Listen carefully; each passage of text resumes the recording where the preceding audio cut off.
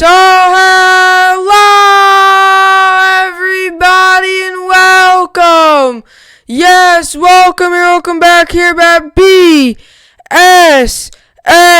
Network. Today back here at BSN Arc. This is the BSN Arc podcast here today. It is Friday, September 4th. Hope everybody's having a good day so far and a good rest of their day yesterday. I know I am. Hopefully everybody is having a good day as well. A lot of sports to get to today. Some breaking news yesterday for the Brooklyn Nets as they hire their new coach, their coach that will hopefully lead them into the future of this franchise, a franchise that is hoping for a big year next year as fans, players hope this is the future for this team. The future is bright for the Brooklyn Nets, and I'm glad that we made a hire yesterday. An interesting hire, nobody saw it coming. I'm gonna give you my thoughts on it today.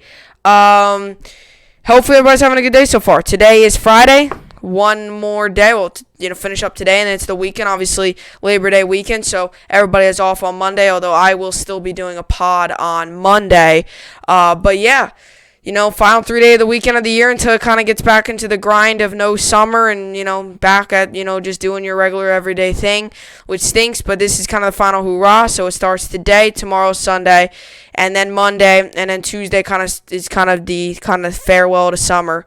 This is kind of your final big summer weekend. So stinks, but also with summer leaving, it also does bring fall. It brings winter, it brings football, brings basketball coming soon. Obviously after and after NBA done, NBA will start off November, December-ish, so it brings basketball eventually.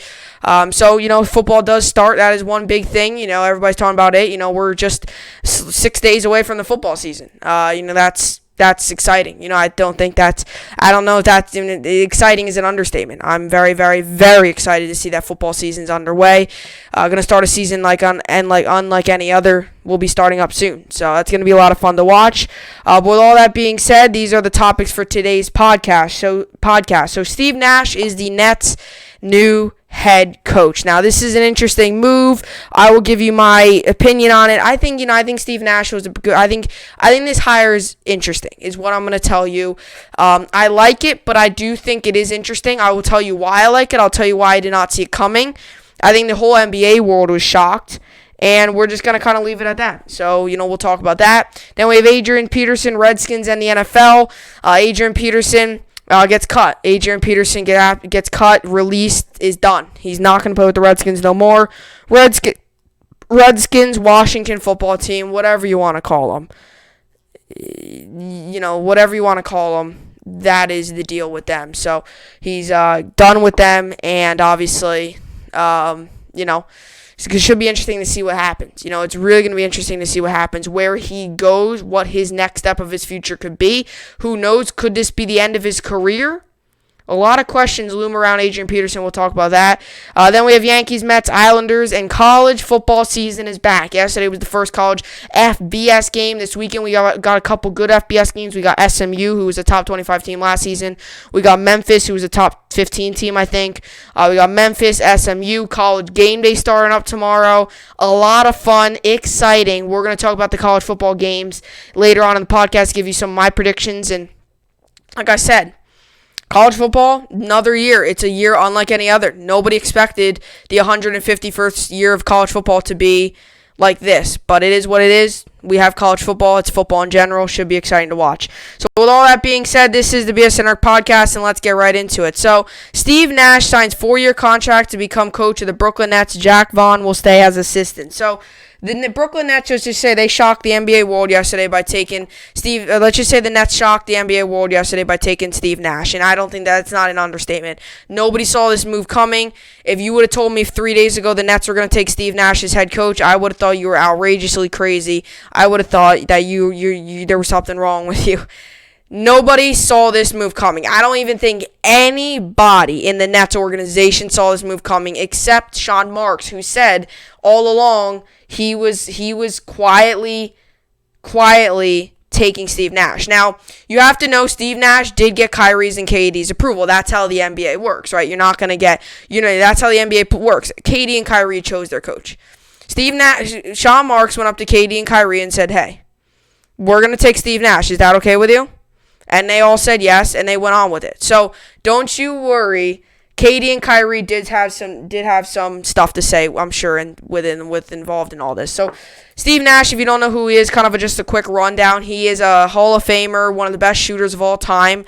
I read one of my best shooters. Let's see, you can make the argument he's a top 10 shooter of all time. Played for the Phoenix Suns, played for the Lakers for a little bit. Kind of bounced around towards the tail end of his career. What's funny about Steve Nash is that he actually played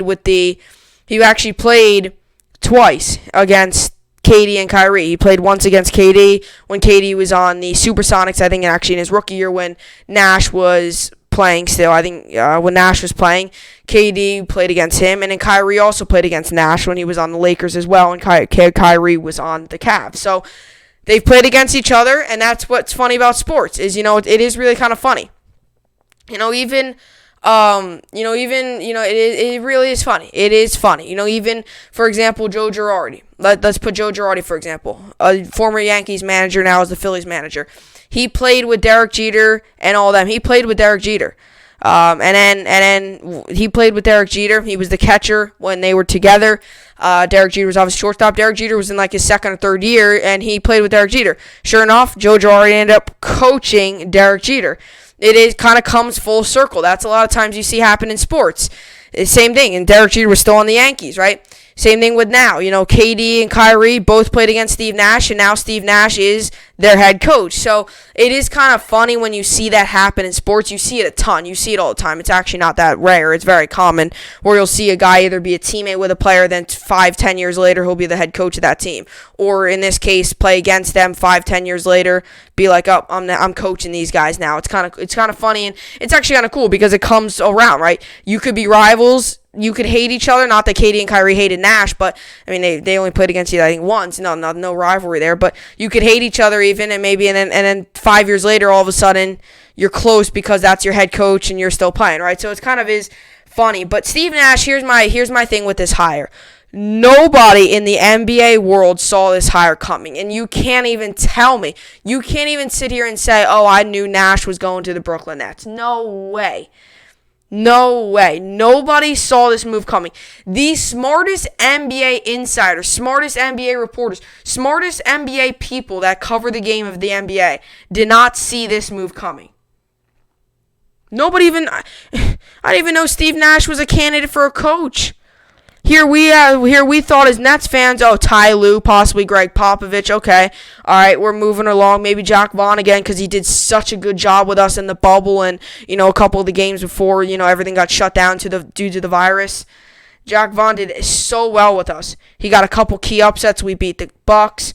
We beat we had a couple good upsets. We fought in many games with him as our head coach. He will be as the lead assistant. He will be the main assistant behind Steve Nash. So the main assistant means he'll be technically your assistant head coach. So let's just say, for example, Nash gets ejected from a game.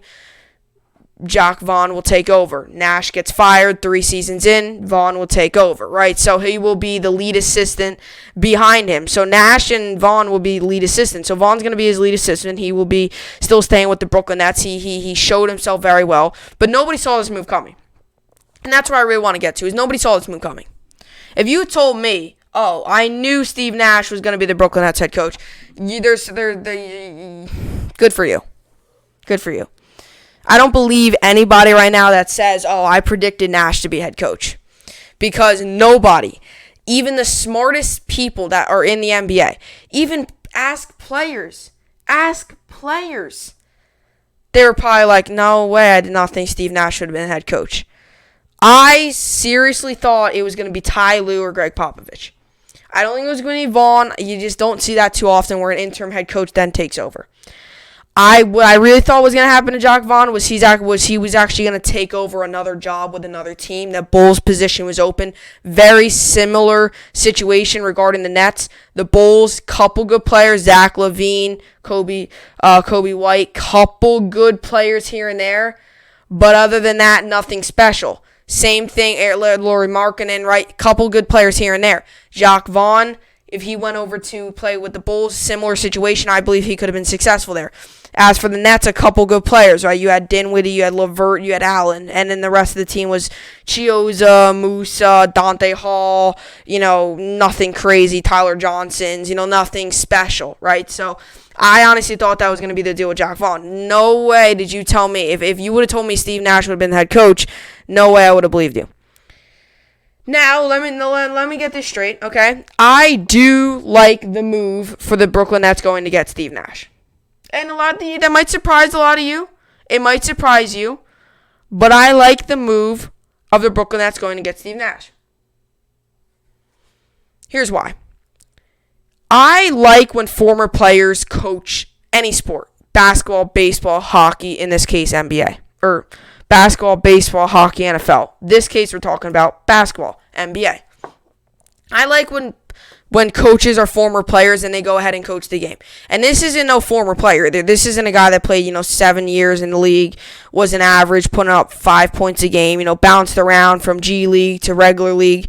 You're talking about one of the best shooters of all time, and you're also talking about a guy who is a Hall of Famer. This isn't I played 10 years, I was average, 5 points a game, I bounced around league, I played for 9 different teams, wasn't really getting settled, stuff like that. No, this is a Hall of Famer you're talking about. And Nash isn't a top 10 player of all time, but he's up there, top 30, maybe top 20, maybe top 30, 40, maybe top 40. Nash is a Hall of Famer. And I get it, everybody talks about the NBA Hall of Fame being, it's the basketball Hall of Fame. You have to be average to make the Hall of Fame. Yeah, but Steve Nash would have still made the Hall of Fame no matter what. He helped the Suns out so much. He was the leader of the Suns. I mean, there's no argument there. You can't even make the argument, this player was really huge for the Suns. No, he was the best player for the Suns. And what he did on the court was very good. He's also handling with 2 big stars. So now he's got KD and Kyrie. He's smart. He knows the game of basketball. That's why I like coaches that were former players that now are coaches, because they can put themselves in a player's shoes, right? As for, let's just say, I play basketball, but let's just say I don't play basketball. Let's just say I grow up to be an NBA coach, and I've never played the NBA. Who cares if you played when you were 5 years old and you were like, I was the starting point guard for my team? No, don't even go that way. As for a coach, let's just say a random dude, never played basketball, right? You could put yourself into the player's shoes if you have played, and you know what situations are which. So let's just say, for example, Steve Nash, right? Let's just say in this situation, KD has the ball or something. He knows what KD's kind of thinking because he's been in those situations. Same thing with Kyrie, same thing with Dinwiddie, same with a couple of these players, especially the guard position, because Nash did play that. So Kyrie, for example, let's just say Kyrie's in a situation. He can kind of tell what Kyrie might be thinking because he's been in those situations. He knows the situations the players are in. He could help them out in certain situations. I've been in this situation. He could go up to Kyrie and be like, I've been in a situation multiple times in my career. This is what you do. You do this, this, and this, and this, and hopefully you can score, right? Or hopefully you can pass it out, kick it, whatever you want to do, right? That's why I like him. He's also very smart. He played in the NBA for a long time. I mean, he knows the game of basketball. He knows it. The one problem with this deal, and I know a lot of people are big with this, and I'm a little nervous myself, he has not had any coaching experience. But one big thing is, with no coaching experience, you can only speculate. You can't be like, this dude's horrible, because he's never coached before. It would be different if he's already coached and got fired 2 years in on his first 5 jobs. If every job he went, he got fired in because he was horrible. And then you could be like, we got the coach. He's a brand new head coach, right? Well, no. We already know he hasn't proven himself. So you can't call him bad. You can't call him good yet. You could say it was a good hire. I think it was a good hire. I think it was decent. Now, Ty Lue and Popovich would have been the safe route. I think this is that. I wouldn't say this is the risky call, but this is definitely a kind of all-in call. We're putting our chips all in. We're putting everything all in. We're going all in on this team. KD and Kyrie are coming back healthy. We're going all in, getting a former Hall of Famer. Getting a former player in the league, a Hall of Famer, Steve Nash. We're going all in. I think this is more of an all-in type of situation. This isn't, Ty Lue would have been a safe route. Greg Popovich would have been a safe route because they've proven themselves. This is kind of an, full-on gamble. We're taking it. What he did on the court, hopefully he could do the same thing as a coach. We're going full in. We have already 2 stars, and we have a couple fellow good players behind him. Jared Allen, DJ, LeVert, Dinwiddie, right? couple of those guys here, we're going all in on this. This is an all-in thing. Everything, go all in. We hope that we can win a championship. This is what I feel like this deal is a little bit of like. You can't call him bad. You can't call him amazing. You can't say, oh, this is an amazing coach. He never coached a game in his life. As an assistant or a head coach, never coached a game in his life. So you can't say, oh, he's horrible. Well, how do you know he's horrible? He's never coached before. You have no evidence he's horrible. Same thing if he's good. I didn't say he's good. I'm saying I think this is a good hire just because I think it's a good hire because he has experience in the game. He's played the game. He's a Hall of Famer. Like I said, it's not like he played multiple seasons and did absolutely nothing. He started best player on the Suns for a long time there. He's a Hall of Famer, and he knows the game well. And also, one of the best players, one of the key players is the guard position. That's what he played. So he knows a lot about it. Now, if you were telling me Steve Nash never coached a game, never played a game, never coached, okay, this is a little risky. But the playing part of it definitely helps me in being confident with this. And like I said, I'm trying to be hopeful. I've suffered watching this team fail for years and years and years and years and years and years now. And we haven't been somewhat average in the playoffs since 2012 when we made one of the worst trades in franchise history. When we got Paul Pierce and Kevin Garnett, both players who were out of their prime. We had Darren Williams and Joe Johnson, but other than that, okay, we won the first round. Other than that, we couldn't do anything else. So, and neither Paul Pierce or Kevin Garnett, for all the hype that we gave them when they came here, neither of them did anything we expected. I mean, we were expecting big things when we brought them. Names, remember, people, names. We got two players that were out of their prime. Kevin Garnett and Paul Pierce in 2012 were way out of their prime. Their prime was 5 years ago. We got them way out of their prime. We got them when they were just doing it for the extra money. We got them when they were way too late. I've suffered with this team for a long time now. So that's why I'm hopeful. When we get KD and Kyrie back, I'm hopeful that we're going to be one of the top seeds in the East. I'm hopeful. I might sound biased. I might be a little biased by saying this. But, I mean, we have a good team. This is the first time in about 6 years I've really said about the Nets, like, this is a true playoff team. Last year I didn't say when we made the playoffs. This year I didn't say it either. This year I did say it, actually. This year I thought we could be a playoff team. I thought we actually could maybe win the first round in the beginning of the year. When we made the bubble, I actually thought we weren't going to make the playoffs. Just because look at our roster. That's another reason why Vaughn's the assistant. What he did with the roster, the guys that he got handed to. You can make the argument, I'm not trying to be mean, but we had one of the worst rosters in all the league in the bubble. We had one of the worst rosters. Some of the teams outside of the bubble had a better roster than us. And Vaughn took that roster and got us to a first round where we got swept. But hey, I expected us to go 1-7 in the bubble. He got us 5-3, 6-2? Way better than what I expected. So, Steve Nash signs 4-year contract to become coach of Brooklyn Nets. Jacques Vaughn will stay as assistant. Hall of Fame guard Steve Nash will be the next coach of the Brooklyn Nets. The team announced in a statement Nash will get a 4-year contract from Brooklyn, while Jacques Vaughn, the interim coach, will lead the Nets through the While Jacques Vaughn, the interim coach who led the Nets through the Orlando bubble, will stay on as Nash's top assistant and will be the highest paid assistant in the NBA. ESPN's Adrian Wojnarowski reports. I'm honored to have the opportunity with such a first-class organization, and I would like to thank Sean, Joe, and his wife Clara for having faith in my ability to lead this team forward. Nash said, "Coaching is something I knew I wanted to pursue when the time was right, and I'm humbled to be able to work with the outstanding group of players and staff we have here in Brooklyn. I'm also excited at the prospects of the team as a court. I also about moving to Brooklyn with my family, becoming impactful members of the community." Nash has never held a full-time coaching role in the NBA, but he fit in Brooklyn makes sense on several levels. Nash has previously had a residence in New York City, where he spent off seasons during his playing career. He played with Nets general manager Sean Marks on the Phoenix Suns for 2 seasons, and he worked out as part-time assistant for Golden State Warriors during Kevin Durant's 3 seasons there. The experience together likely means Durant himself blessed the hire.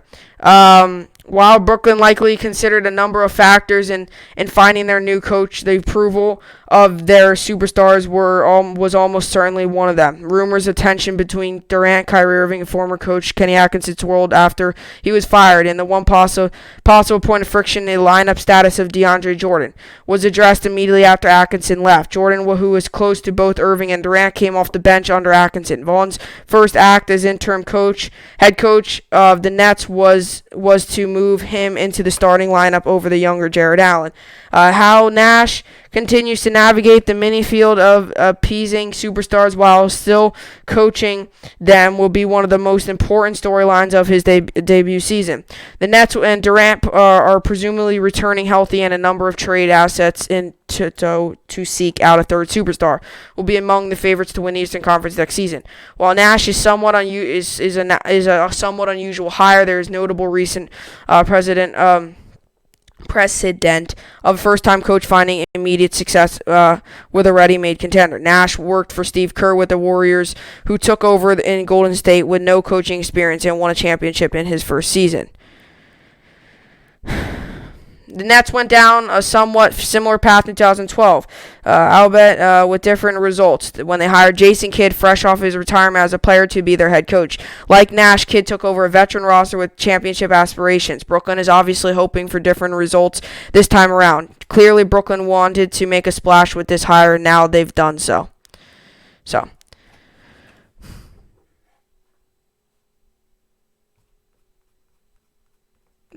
hey. Steve Nash, new head coach of the Brooklyn Nets.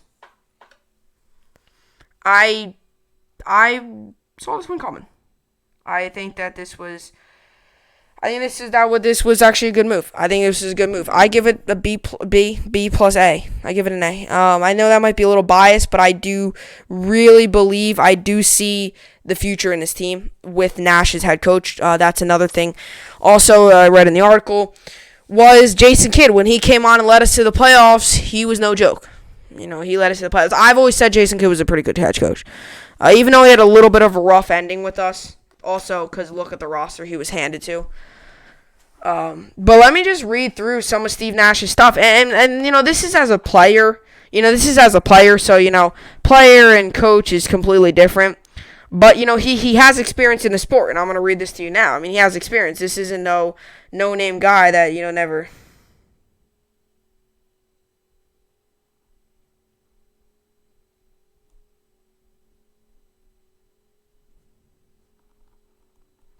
This is never thing, he's a Hall of Famer, so...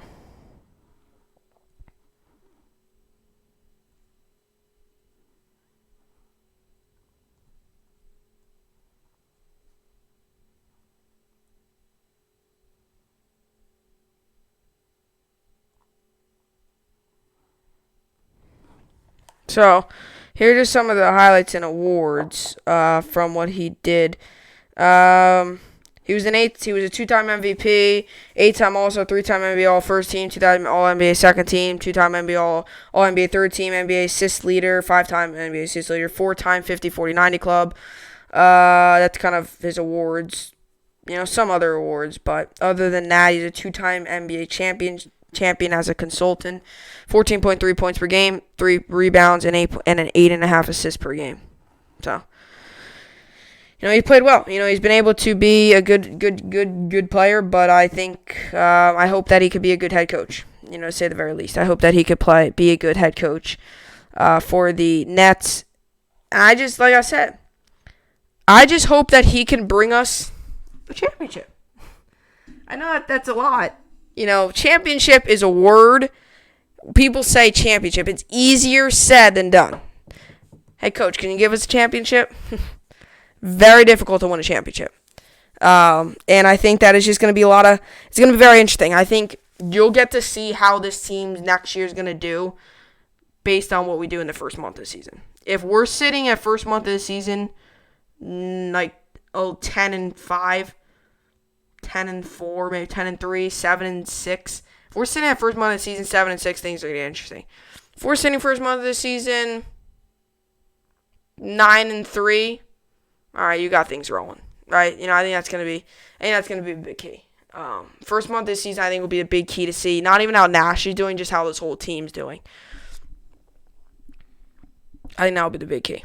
So, it's gonna be a lot of fun to see what this team does. I'm excited to see what we do next season. So, Steve Nash is obviously going to be the next Brooklyn Nets head coach. Now we move on to a very surprising move. Adrian Peterson gets released. I'll tell you why it's very surprising coming right up next.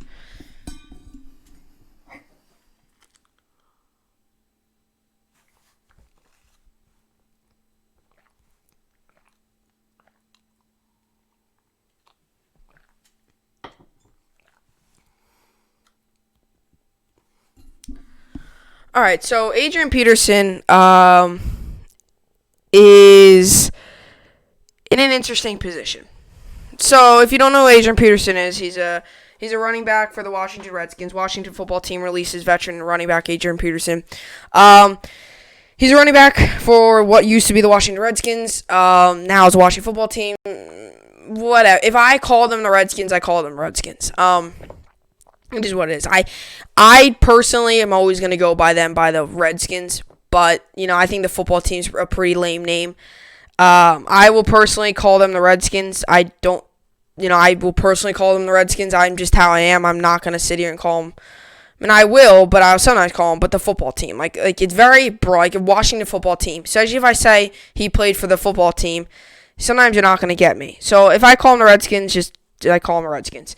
So the Washington football team releases veteran running back Adrian Peterson. Now, Adrian Peterson out of his prime. Adrian Peterson's getting older. He's not much of a big name like he used to be anymore. But there's no other way around it. He's not a huge name anymore. Now, that doesn't mean that he could still play somewhere else. Now, Adrian Peterson last season actually had not a bad year. He actually played decent. Now, they got rid of their one running back due to some off-the-field issues in Darius Geist. They don't really have a running back right now. They got rid of Peterson now. So the question is who really is their running back? The Redskins are in a tough position. I mean, the Redskins are one of the teams that we're probably sitting here saying they're not doing much this season. They're not. Their quarterback situations, Dwayne Haskins, I mean, he played horrible last year. Can he have a bounce back? They've got no receivers except Tyler McLaurin. They got no offensive line, no tight end.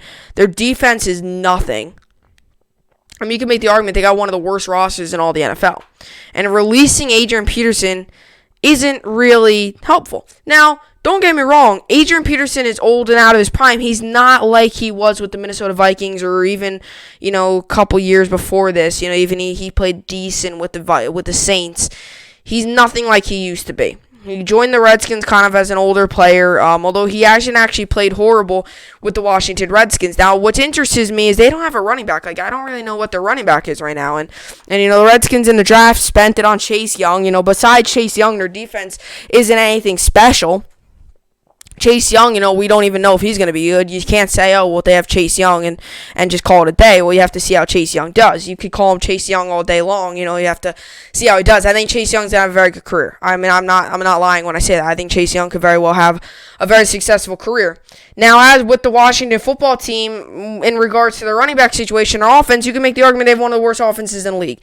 They got rid of their receiver, Josh Doxson, to the Jets, who then opted out to do the virus. So either way, Josh Doxson would have played anyway because he got released. The Jets picked him up. He's not playing this season due to the virus. He opted out. And then either way, he wouldn't be playing for them anyway. Their only really good receiver is Terry McLaurin, who is a very good receiver, don't get me wrong. He's very good. He's actually very underrated in this league. But here's the one problem is their running backs. That is really their one big problem, and I've been trying to say this for a long time now, is their big problem is, in fact, their running backs. And I think it's getting to a point now where you're going to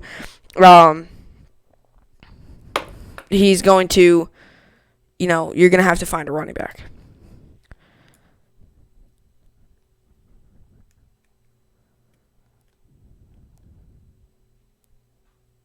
I mean, he had total with the Redskins, he had total 1,940 yards. Total with the Redskins in 2 seasons. So he's pretty successful with them. You're almost saying 1,000 yards a season. So very successful with them. So, and like I said, for a guy that's out of his prime, for a guy that's old, for a guy that doesn't have that much left in the tank, for him, what he did, he actually had a very good season with the Redskins for 2 years now. And for them to release him is actually very surprising. I'm surprised. When I heard this move happen, I was not expecting it at all. But it is what it is. At the end of the day, you got to make moves. Today, they're cutting down the rosters to 53, so he was one of the dudes that got cut once again. What you did in the past 2 years, you could come to training camp, lollygag, be horrible. So that could have been the case as well. Also, he is getting older, but I am very, very surprised that they released him, especially given the fact that there were other running backs. Darius Geis is done because of off-the-field issues. So, things are getting interesting all of a sudden for the Redskins team on offense. Their offense is already bad. Now it's getting worse, I feel like. So Washington football team releases veteran running back Adrian Peterson. Washington football team released running back Adrian Peterson, which could signal the end of his NFL career. Peterson spent past 2 years with Washington, leading the team in rushing over that time with 1,940 yards and 12 touchdowns. He has rushed for 14,216 yards, trailing Barry Sanders by 1,053 yards for fourth place on the NFL's career list. Peterson ranks fourth with 111 touchdowns. It comes as a surprise. I didn't feel I showed anything that would warrant being released, Peterson told ESPN. He also was adamant about wanting to continue to play. Oh, yeah, without a doubt, Peterson said. I definitely want to play. Washington, though, has a young roster it wants to grow. Peterson is 35 years old and considered a power runner. The team has 4 other running backs at all 27 years old or younger and are all capable of helping in both the running and passing game. Nothing special, though. Still, it was a surprising move considering Peterson had mostly worked all summer with the starters and they praised his power runs and leadership. But the coaches often mention versatility. It has become even more important at this position given the lack of proven talent and depth at both the tight end and receiver positions. Washington wants an element of surprise to boost its offense. The team wants to use a lot of running backs, a lot of 2 running back sets, and wants the backs to be multi-threats. It drafted Antonio Gibson in the third round. He had played mostly receiver at Memphis, but Washington will use him as a running back who can align over in the passing game. The team signed veteran Peyton Barber and has been pleased with how he can contribute as both runner and a pass catcher. Peyton Barber is actually a pretty good runner. He actually has a pretty decent career going when he was with the Buccaneers, and now obviously he's on the Redskins or Washington football team. Washington signed a third down back, J.D. McKissick, in free agency, and also has Bryce Love, a 4th-round pick in 2019, who is coming back from knee surgery late in his last year at Stanford. Love has been practicing. Bryce Love has been practicing all summer, and one source said this week that they believe in a couple of months he can perhaps get back to where he was in college. I did not see an indicator I would be released, Peterson said. Ultimately, it came down to them knowing Bryce is coming back and he's looking good, looking healthy. Barber is a younger guy as well who can contribute. At one point, I wouldn't have been surprised if all 5 of us made the team, with all of them except me being able to play special teams. A week ago, Peterson appeared to be set for the roster spot, but in the past week, the comfort level shown by quarterback Dwayne Haskins in the team's offense, plus the improved showing by Love, lessened the need for Peterson. Peterson said in 2 back sets, he still could have played for the same role he always had. It just would have occurred with Gibson and McKissick having the ability to align in the backfield or elsewhere. And Peterson said he felt he would still be the primary back when in 1 back set. But in the past week, he sensed a change. I noticed that my role would be reduced. Peterson said we got Gibson and JD, and though we were all learning the same things, there are guys they selected during the draft and have in mind they want to use for certain positions. They wanted to release Peterson now to give them perhaps a better chance to sign elsewhere. Peterson said based on what he showed in training camp, he can still contribute. A couple more things in this article still to go. That's a big thing. Teams are seeing it happen, where teams are switching to young. Right? Peterson isn't the future of the Washington. Peterson isn't the future in Washington. Peterson's 35 years old. His future was with the Vikings. Right now, they're trying to switch to a completely different set. All right. We're gonna switch it. We're gonna do this, and this, and this. And, I think it is about time for them to move on. Them to move on with everything. So I think at this point, this time being, the Redskins just have to kind of focus on the future. Because that's the big deal in this move, right? It's not about the present, it's about the future, right? So obviously at the present right now, you have Adrian Peterson and you released them. The future is those 4 young backs you have, right? You drafted a running back. You got a couple other good players, right? So that's a big thing in sports, right? Eventually, these veterans are gone. That's why you see these veterans float away. Because it's not about now, it's about the future as well. Adrian Peterson's not the future of the Redskins, right? The Washington football team. Without a doubt, I feel good about that. He said maybe this could have come last week and I'd be down in Tampa Bay. That's the only thing that sucks is the season off in a little over a week. But it's a good thing because teams will be making cuts and getting the roster together. We'll see what happens. Every new chapter is a blessing. Whatever comes next, I'll be blessed to attack it. I can't be down on myself. I know it wasn't because of my ability or my inabilities to do something. It came down to those guys making their decision. It just stinks because I feel that this team really had some promise and I won't be a part of it. Washington newcomers allow Washington to use its backs in varied ways. Though Peterson could catch the ball, he caught 37 passes in 2 seasons in Washington. He is viewed as a runner first and foremost. Albeit one of the good power 2 weeks ago, Coach Ron Rivera couldn't even envision Peterson still running through arm tackles attempts. He's going to pick up 4, 5, 6 yards on second down. Rivera said that's what you want. That's what he's here for, to set that tone, set the tempo for our offensive physical team. But with emphasis on creativity and versatility, Peterson became expandable. I understand the system, and they're wanting, and I showed on film I could be effective when used as a receiver. He said, in the one-on-one drills, I was able to show and prove I could run routes and catch the ball. And in pass protection, I was the best pass protector we've got. That's on film as well. It definitely caught me by surprise. In a good spirit, I'm in good spirits. Because I know those things I just mentioned ultimately came down to their preference and a new direction they were going with. Peterson said he felt good after a red zone period earlier in the week that pitted the first offense against the first defense. On the first play, he said he broke off a long run untouched for a touchdown. Guys were ooh and ah because of a move I put on one of the cornerbacks, Peterson said. So there's nothing I could sit here and say physically or mentally that I did wrong outside of them. Just having their preference, me being a veteran, a Hall of Famer once I retire with the things I've done, I'm in good spirits. Peterson was not on a high demand when Washington signed him in the summer of 2018. After a string of running back injuries in training camp, notably Darius Geis's torn ACL, Peterson had dealt with injuries in a trade previous year, rushing for a combined 520 yards with New Orleans and Arizona in 10 games. In Washington, Peterson emerged as team's top runner in 2018 with 1,042 yards and 7 touchdowns. Then Coach Jay Gruden made him a healthy and active in a season opener last season. Gruden felt he just having a power runner limited the offense. But Peterson was active the rest of the season and finished with 889 yards for the 3-13 team. The other running backs often praised Peterson for being what they considered an approachable legend. He was willing to share knowledge with the younger backs. After spending 10 seasons in Minnesota, Peterson recently called Washington his second home.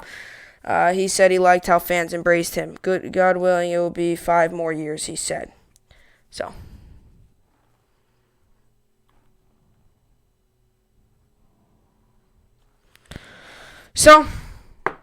at the end of the day, moves got to be made. That's what thinks about cuts. And even Adam Gase said it today as the head coach of the New York Jets. He said this is the toughest day of the whole year, because you have to pull those guys in, tell them you got cut because they work so hard, right?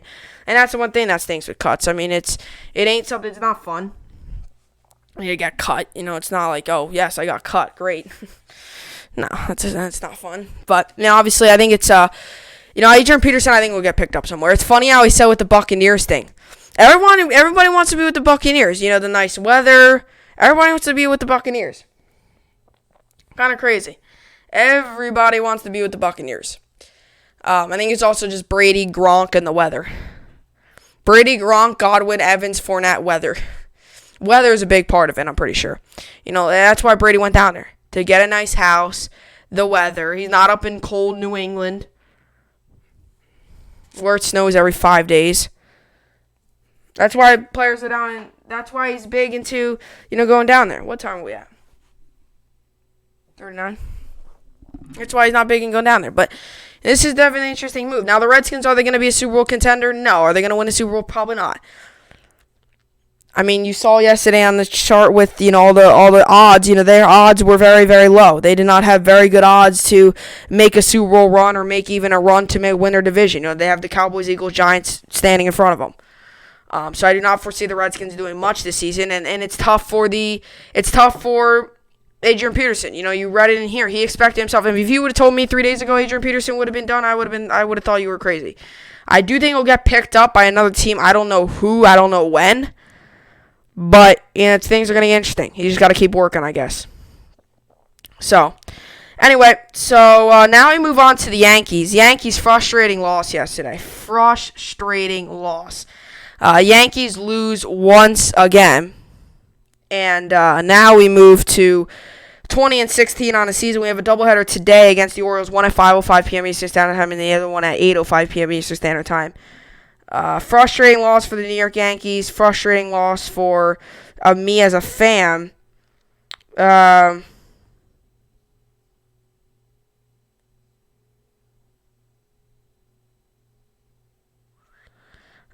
So the Yankees had 7 runs, 8 hits, no errors. Mets 9 runs, 14 hits, 1 error. Yankees looked amazing in the first inning. We were playing the small ball too. Nice hard line drives, getting runs in, 4-0 lead. We blew a 4-0 lead, then we blew a 7-4 lead. We lost 9-7 on a Pete Alonso walk-off home run. It stinks too. If it would have just rained a little bit harder, that Alonso would have not have happened. And they even said that is the last at-bat. That Pete Alonso at-bat would be the last at-bat until the rain delay. Of course, he drills a home run. I knew that was coming. LeMahieu went 1 for 5 with a run scored and RBI. Voit 1 for 4 with 2 walks and 2 RBIs. Hicks 1 for 3 with a run scored, 2 walks and an RBI. Frazier 0 for 4 with a walk. Talkman 0 for 0. Ford 0 for 4 with a run scored and a walk. Estrada 0 for 0. Urshela had a nice game. He went 2 for 3 with a run scored, 2 walks and an RBI. Garner went 1 for 4 with a run scored and a walk. Higashioka won 1 for 5 with a run scored. Wade won 1 for 5 with a run scored and an RBI. He struggled on the base paths, had a big error on the base paths late in the game. J. Happ went 5 innings, 8 hits, 4 runs, 1 walk, 4 strikeouts. Ottavino 1 inning, no hits, no earned, no walks, 1 strikeout. Green 1 inning, no hits, no earned, no walks, 1 strikeout. Britton 1 inning, 3 hits, 2 earned, 1 walk, no strikeouts. Chapman 1 inning, 2 hits, 1 earned, no walk, 1 walk, 2 strikeouts. Abreu no innings, 1 hit, 1 earned, no walks, no strikeouts. He let up the home run. I say the Yankees split today. We dominate the Orioles, so I say we pick up probably at least 1 win there. We played both games. Today we play a doubleheader. Davy Garcia didn't get to the ball for one of the games. And as for the Mets, they won yesterday. They played today against the Phillies. They moved to 17-21 on the season. I said they pick up the win today against the Phillies. Lots of momentum going in from last night's game. I said they pick up the win today. Last night's stats for the Mets. Yankees had 7 runs, 8 hits, no errors. Mets 9 runs, 14 hits, 1 error. Mets went 2 for 4, McNeil went 2 for 4 with a walk and an RBI. Billy Hamilton 0 for 0. Jimenez 0 for 0. J.D. Davis 1 for 4 with a run scored, a walk and RBI. Conforto 1 for 5. Frazier went 3 for 5 with a run, 3 runs and 1 RBI. He had a big game. Coming back to the Mets, 2 doubles and a home run. Dom Smith went 0 for 4 with 2 runs and a walk. Alonso 1 for 5 with a run scored and 2 RBIs. Marisnik 2 for 4 with a run scored and an RBI. Rosario 3 for 4 with a run scored and 3 RBIs. Chirinos went 1 for 2. Gilmore went 0 for 1, and Ramos went 0 for 1. Gazelman went 1 2/3, 4 hits, 4 earned, 4 walks, no strikeouts. Shreve went 2 1/3, no hits, no earned, 1 walk, 1 strikeout. Familia 2 innings, no hits, no earned, no walks, 1 strikeout. Castro 1 inning, 2 hits, 2 earned, 2 walks, 1 strikeout. Wilson 1 inning, 2 hits, 1 earned, 1 walk, 2 strikeouts. Diaz 2 innings, no hits, no earned, no walk, 1 walk, 4 strikeouts. I said the Mets get the win today. Had a lot of momentum going from that game. Islanders yesterday lost in double overtime. They play tomorrow. 7:30 p.m. Eastern Standard Time tomorrow. I give them to win. I give them the win tomorrow. They lost yesterday in double overtime, 5-4. Islanders struggled a little bit goalie-wise. There was only like 15 shots on goal at one point, and they still had 4 goals. So he did not have many saves. Headed into a Game 7, double OT game last night. I watched the game, double OT game last night. Flyers ended up coming out on top in double overtime. I watched the game after the Yankees game was done. It was a good game. The Islanders just did not come out on top. I say they win. I do say they win, though, their next game. Now, let me tell you about the Yankees, and I want to go back to this, and I know every single podcast I go back to it.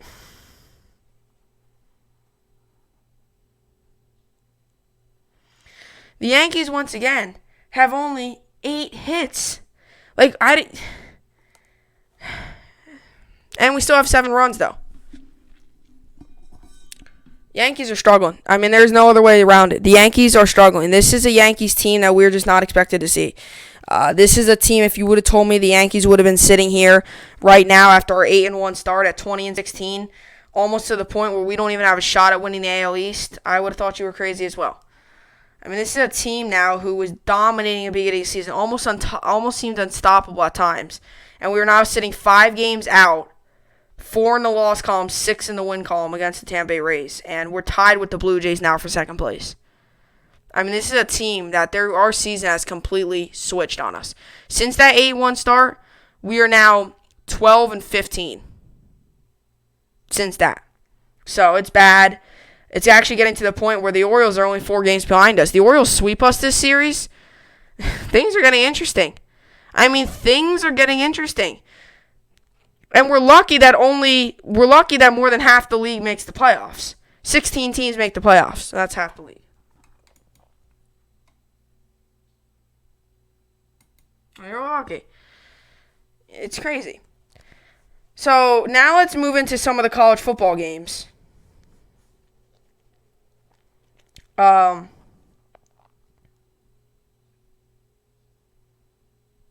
Okay, so here's the college football slate.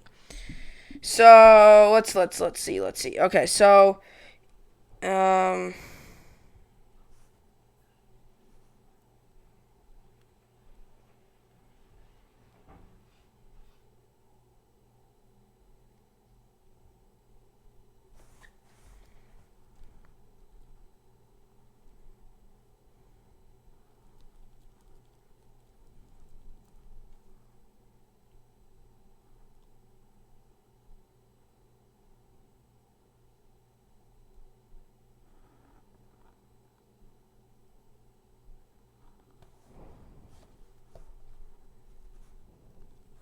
I'm trying to find it. It's kind of hard to find these games because there's so many postponements. I know Memphis plays. Let's see, there's so many postponements. It's hard to find these games. So, let's see. So, last night, UAB won. So, tomorrow. Okay, so tomorrow, 1 p.m., it's Eastern Kentucky versus Marshall. Middle Tennessee Army, this is a big game. I think Army pulls that game out. Yes.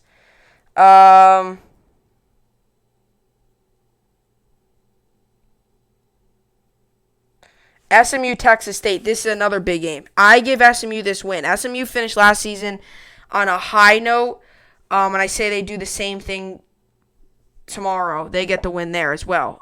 This is a big game. This SMU had a solid season. This is another big game. This is the nightcap. Arkansas State, Memphis. I give Memphis the win there. Memphis had a very successful season. Very, very successful season last year. Exceeded all expectations. Then Monday is BYU Navy game. That's a huge game on Monday. We'll talk about that on Monday. We'll preview that game. That's a big game. That is probably one of the biggest games out of all these college football so far. So some games on tomorrow. These are all the games on tomorrow. It starts off at 1 p.m. Eastern Kentucky Marshall. Then 1:30 Middle Tennessee Army. Then SMU Texas State 4:30 p.m. Eastern Standard Time. Then HBU North Texas 7:30 p.m. Eastern Standard Time. Arkansas State Memphis 8 p.m. Eastern Standard Time. And SFA UTEP tomorrow at 9 p.m. Eastern Standard Time. Then on Monday I'll preview that game. BYU Navy 8 p.m. Eastern Standard Time. So I say Army gets the win. I say Marshall. Okay, here's my thing. Marshall gets the win. Army gets the win. SMU gets the win. North Texas gets the win. Memphis gets the win. UTEP gets the win. And then Navy BYU game. Probably Navy gets the win, but I'll preview that game on Monday anyway. So, what are we sitting here? Are we at 49? I don't know. But yeah, let's see. What is... So, yeah, it really all depends. It's going to be very exciting. But hey, football's back. And we're at 50. So football's back. That's really all that matters. Glass half full. It's not normal. I watched yesterday's game. It's not normal. But it is college football. So the two big games I'm going to watch tomorrow are the 4:30 game SMU Texas State. And then the 8 p.m. game is Arkansas State Memphis. Those are the two probably biggest games. Those are the biggest name schools out of all tomorrow. And then BYU Navy game Monday night's actually a huge game. It's a lot of fun to watch. That will be a lot of fun to watch. So with all that being said, college football is indeed on this weekend. So that's a lot of fun. Reviewed some of the scores for you. As we get into later on, Miami plays next Thursday. I'll do a whole preview on that game. As we get into the ACC, the big name schools, the SEC, I'll do a lot more on it. But this is also kind of just the first week of the season, so things are gonna get it's gonna be a lot of fun, a lot of sports on this weekend. Yankees, Islanders, Mets are on, although I don't really, Yankees, Islanders, college football, all that good stuff's all on this weekend. So have a good weekend. I will see you all back here on Monday. And so everybody have a good weekend. Hope you enjoyed. I'll see you all back here on Monday. Have a good weekend. As you all know, I take breaks on the weekend, so I will see you all back here on Monday. Hope you enjoyed it, and thanks for watching.